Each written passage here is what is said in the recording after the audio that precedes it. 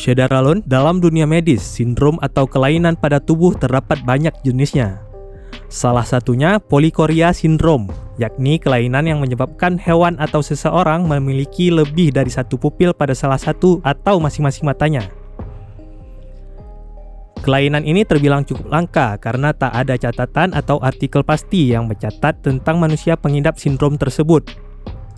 Namun berbeda halnya dengan hewan. Seperti video yang diunggah oleh akun Instagram @unilat, tampak seekor anak kucing bermata biru yang memiliki 2 pupil pada mata kanannya. Pada kolom keterangan video tertulis, "Our kitten has a hidden third eye," yang artinya anak kucing yang ia pelihara memiliki mata ketiga yang tersembunyi.